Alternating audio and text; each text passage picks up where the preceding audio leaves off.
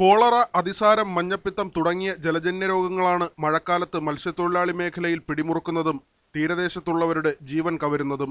സംസ്ഥാനത്ത് ജലജന്യ രോഗങ്ങളിൽ മരണം റിപ്പോർട്ട് ചെയ്യുന്നതിലേറെയും തീരദേശത്തു നിന്നാണ്.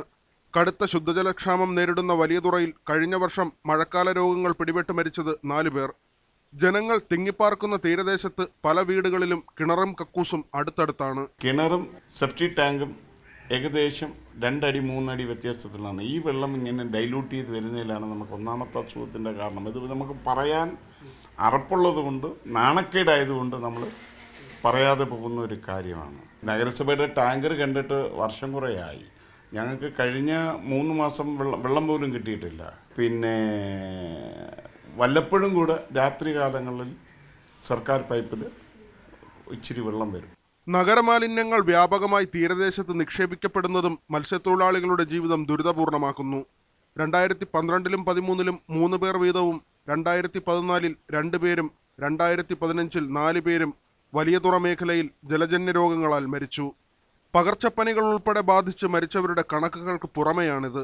നഗരത്തിൻ്റെ സീവേജ് മാലിന്യങ്ങൾ പോലും കൊണ്ടെത്തിക്കുന്നത് വലിയതുറയാണ്, തീരത്താണ്. അപ്പോൾ നഗരവാസികൾക്ക് സീവേജിൻ്റെ ഫെസിലിറ്റീസ് കിട്ടുമ്പോൾ തീരവാസികൾക്ക് ഇത് ഇപ്പോഴും പ്രായോഗികമായിട്ട് കൊണ്ടുവന്നിട്ടില്ല. അപ്പോൾ നഗരവാസികളുടെ മാലിന്യങ്ങൾ പേറേണ്ടവരാണ് മീൻപിടുത്ത സമൂഹം എന്ന് പറയുന്നതിനോട് നമുക്ക് യോജിക്കാൻ കഴിയില്ല. അത് മാത്രമല്ല, സർക്കാർ ഈ മഴ സമയത്താണ് ഓടിപ്പടച്ച് എന്തെങ്കിലുമൊക്കെ ചെയ്യുന്നത്.